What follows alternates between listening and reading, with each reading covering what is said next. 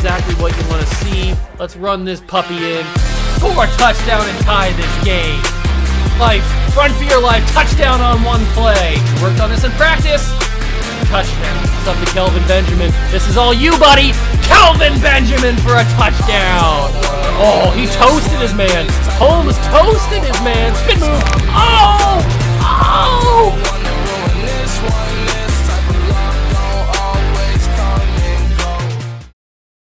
What's going on, guys? Welcome back to another video here on the Water Juice channel. And welcome back to another episode of the Atlanta Falcons Retro Rebuild here on Madden 22 on the PC. That is right, we return, and we are coming off of our best season in the series, where at the beginning of that season, I thought that it would be a playoff team. I thought that we would finally break the mold and finally get into the playoffs for the first time in the series. Little did I know, we would eventually go on a Super Bowl run and subsequently, unfortunately, lose in the Super Bowl. But we learn from that failure. And look who we play in week number 1. It is a Super Bowl rematch. Falcons, Jaguars, week 1 of the new season. And we can use that anger. We can use that pain. We can use that suffering, that anguish that they put into our hearts by stealing our first Super Bowl trophy. And we can put that into practice, not only in this game, but the entire season. And hopefully make a back-to-back run at a Super Bowl. And this time, hopefully, win it all. If you guys are enjoying this series, make sure to leave a like, subscribe to the channel, join the Juice Club. Let's get into some action because we've got to talk prospects. The NFL draft class has been put into the game. It is the 2009 NFL draft. Obviously, we know the number 1 pick in the draft by the Detroit Lions in real life was Matthew Stafford out of Georgia. Will that happen in real life or in the game? I don't know. But this class is very, very interesting. The quarterback class, not super deep. But we've got our quarterback in Aaron Rodgers. So we don't really need another quarterback. Running back. We got our running back last year with Jamal Charles. Plus, we traded for Adrian Peterson.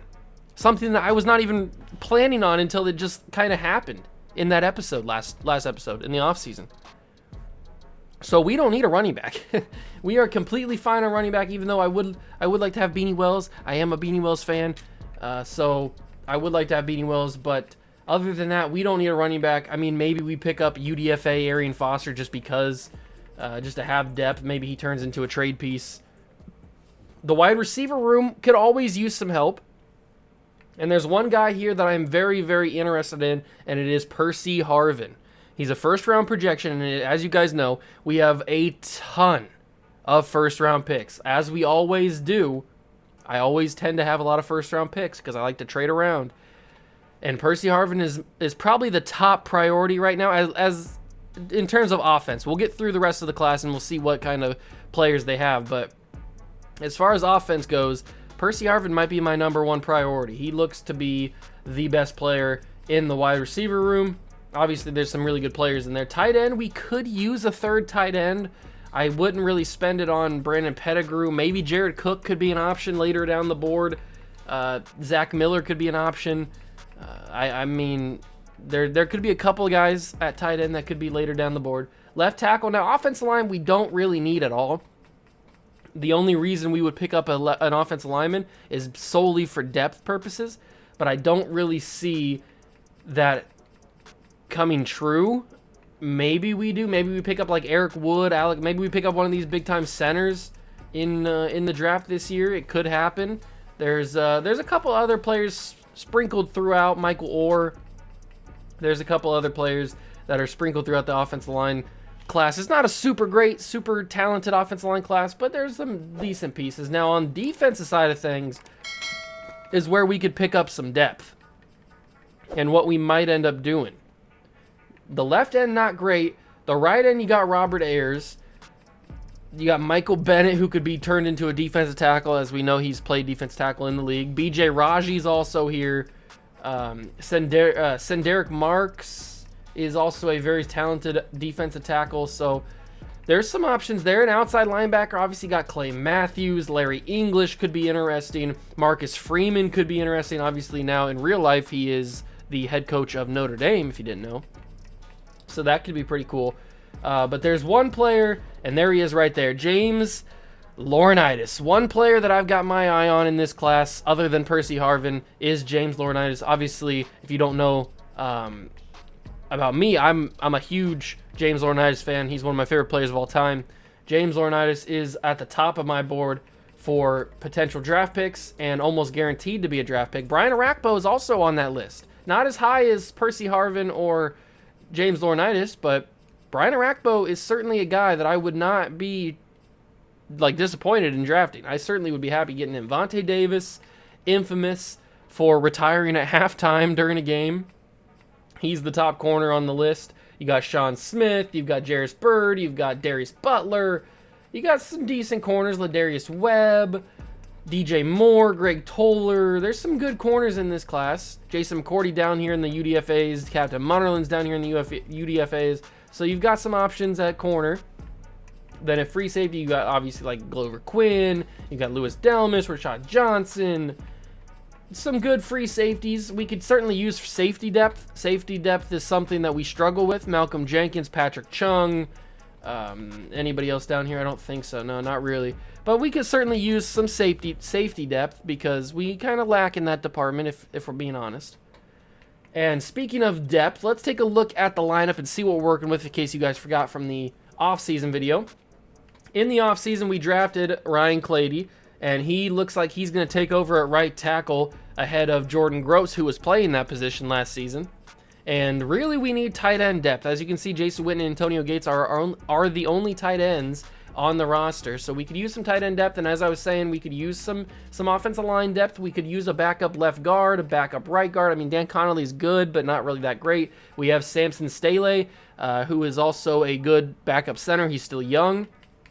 On the skill position side of things, we traded for Randy Moss last year, so that's pretty cool earlier in the offseason, I guess. And we traded for Andre Johnson, which is something I did not expect. So Percy Harvin could fit in really well here, especially if Randy Moss retires, or maybe we move on from Marquise Colston. Something could happen there. We still have Wes Welker. We still have Sidney Rice, as you saw. Then we have Clinton Portis, who has been phenomenal for us since we signed him, or since we traded for him, I should say. But now that we have Adrian Peterson and Jamal Charles, Clinton Portis kind of becomes expendable. So maybe we trade Clinton Portis in the offseason for a position on defensive need. Maybe that's another safety. As you can see, our safety depth is not great. Or maybe that's another linebacker. Or maybe it's another corner. Like there's a lot more on defense that we could use than on offense. So there's certainly some positions of need that Clinton Portis could help get us. So that's all very interesting. But after all of the talking is done. It is time to open the season. Week 1 Super Bowl rematch, Jacksonville versus Atlanta. Let's go get our revenge, boys. Tonight, from TIAA Bank Field in Jacksonville, Florida, it's a special prime-time edition of the NFL on EA Sports.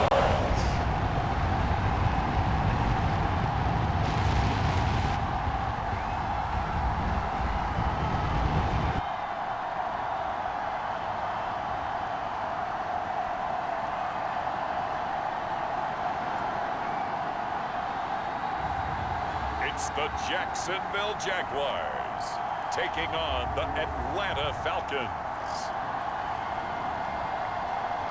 EA Sports coverage of the NFL brings us to the Sunshine State in TIAA Bank. The Falcons will have the ball here, and we are just getting underway. All right, ladies and gentlemen, we take over first drive of the game in this heated Super Bowl rematch from a season ago. Clinton Portis with the first carry, and he gets 9 yards right away. Let's unlock the defense here. We're going to take a shot deep, and we're going to see how good this offense can be Andre Johnson doesn't animate, and it gets knocked incomplete. Okay. But we're going to take another shot. Don't you worry. That was not the only shot that we're going to be taking in this first drive. We're going to be taking another shot. I just got to be able to find the right time. Aaron Rodgers, incomplete pass, and that is a 4th and 1 situation. Luckily, they're going to keep us on the field because I would have went for it anyway. But we're going to go for this because we don't punt the football on the channel. There's an easy pass. That's Andre Johnson's first catch as an Atlanta Falcon is a first down. We're going to no huddle, and we're going to go for some interesting formations here. Is Andre Johnson going to beat his man? I can't be certain if Randy Moss is going to catch that, but he does. Randy Moss with a big-time catch. Also his first catch as a Atlanta Falcon. Calvin Johnson's running deep. I got to test it. Aaron Rodgers. Calvin Johnson! Oh, it's money! And Megatron makes an impact in week 1. You can't stop Mr. Megatron. Hadouken. There it is. Oh, did he just flex on him? Hold on. We got to get a whole celebration recap there. Play the full game. We got to jump in and see this instant replay. What did Megatron just do? Did he do he did like a Kamehameha wave. Oh, we can't see it. Oh, screw you, Madden. Screw you. All right, we're jumping in anyway. We're going to the key moments. A big-time bomb on the first drive of the game by Aaron Rodgers. We're going to let the CPU take care of things for a little bit. 14-0, 14-3. Why couldn't this been like how it went in the Super Bowl? I don't know. I guess the Jaguars just came to play that game, and we didn't. Still 14-3, but we've got another chance here to score, and we do. 21-3. Love to see that. Entering the second half. 28-3 now. Let's jump in here. We've let the CPU take care of a lot of stuff. Rodgers got bazooka activated. Megatron's halfway to double me, but we've got Adrian Peterson in the game now. Let's see what Adrian Peterson can do in his first actual on-camera runs. We're going to switch to have Jordan Gross block for us, which is something you wouldn't say very often. Adrian Peterson. I tried to cut back up the field. It didn't really work that well. That's all right, because we can go with a play-action boot. Boot! And we can go and throw this ball for a touchdown, hopefully. We're going to roll out. We're going to wait and just run with Aaron Rodgers. That's not what I wanted to do. Andre Johnson, I was targeting him the entire way, but he stopped in the back of the end zone, and I couldn't throw to him because it would have been a picked off play. I don't know why he stopped. That was the dumbest thing you could have done, Andre. I got to step up in the pocket here and get sacked because I had nobody open there. I might add Clinton Portis, but I didn't really notice him until it was too late. Justin Smith with the sack. We will go with a drive play. Randy Moss is the key target here. And that's probably who we go with. Back of the end zone, sacked again, repeatedly. Back-to-back sacks for the Jacksonville defense. Rodgers getting a little chippy with the boys. Chip! And we will go 3rd and goal from the 19. Back-to-back sacks have hurt us. But I'm going to fire this in. It's going to get knocked incomplete, and we'll kick a field goal. Okay, that's not how I wanted that to go, but we will just get right on out of here. Play the key moments. Kick that field goal, go up 31-3 on the boys. And looking like we're doing pretty decent. Let's jump in here on a 3rd and 3 and run this football with Clinton Portis here. Let's get a little bit of run game going. There it is, Clinton Portis. And he will fall for the first down, I'm pretty sure. 4th and 1. You got to be joking me.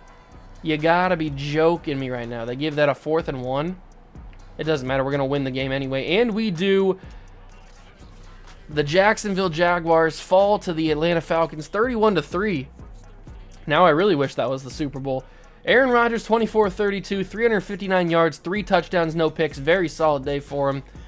Clinton Portis, 25 carries, 135 yards. Speaking of very solid days, great day for Clinton Portis. Randy Moss had 7 catches and 100 yards and 2 touchdowns in his debut. Andre Johnson had 4 catches, 64 yards. And Calvin had the big touchdown. Then defensively, Brian Urlacher led the team in tackles as he usually does. We had 1.5 sacks from Robert Mathis, 1 sack from Kevin Williams, and a half a sack from Thomas Davis. We didn't pick off Byron Leftwich at all, but we did our job, and the defense came to play. We won the entire game. We never were not leading this game, and we win 31-3. Big time win, and we get our revenge. Now let's keep that fearsome, foursome, absolute attack the rest of the season. I want to see no losses on the schedule, and I want to see every team blown out. That's the goal. Will it happen? Most likely not, but let's go find out. All right, the 1-0 Atlanta Falcons take on the Tennessee Titans, who are 0-1 in week number 2. Are we going to get another W? I surely hope so. I surely hope we beat the Titans, who are 0-1. We're simulating to the first mock draft of the year. We'll take a quick look at that. And we are 2-0, taking on the 1-1 Colts, who still have Peyton Manning. Not a shocker there.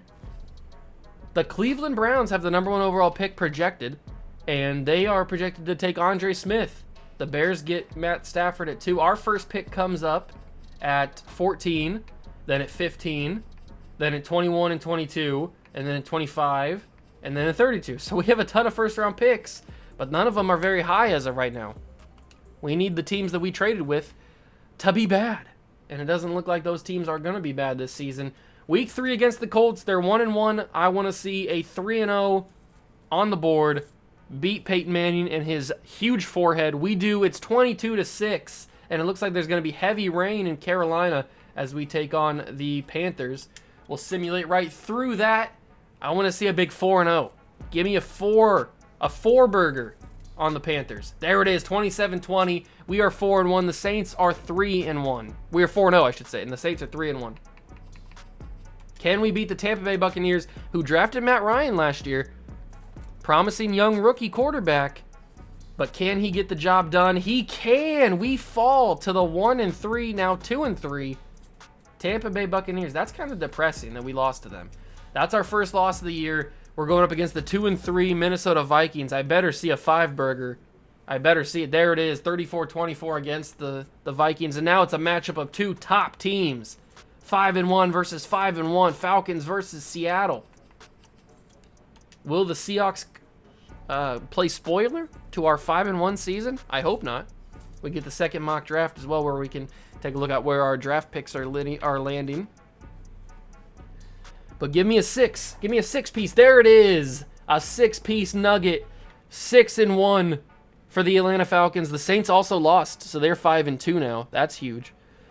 But the second mock draft has the Bills jumping up to the 1 spot, and they take Matt Stafford. Andre Smith has fallen dramatically. Andre Smith is out of the first round, it looks like. What happened to him? Did he, have a Laramie Tunsil situation? I don't know what happened to him, but he has fallen completely out of the first round. Our first pick has now jumped all the way up to 8. Thank you to whoever that pick is. And then 15, and then the Browns have won a bunch of games, so they've fallen down to 18. Then we have 19, 22, 25, 27. All right. I can't believe that Andre Smith, throughout the first couple of weeks of the season, has completely fallen out of the first round. He was projected number 1 overall. That's pretty crazy. But we're taking on the 3-4 Dallas Cowboys.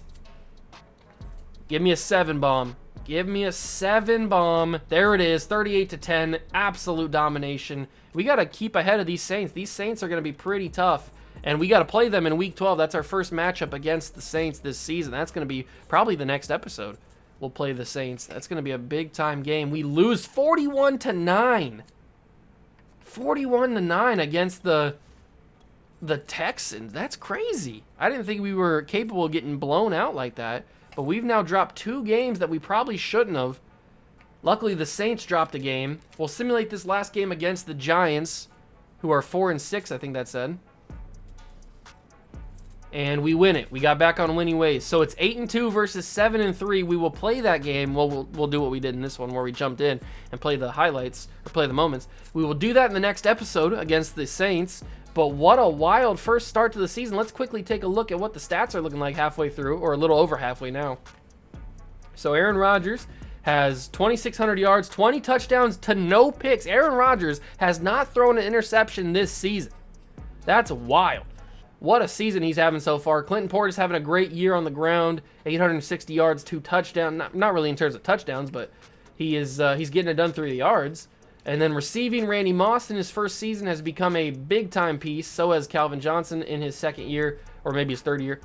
Then we got defensively. Obviously, you got Brian Urlacher dominating the tackles as he usually does.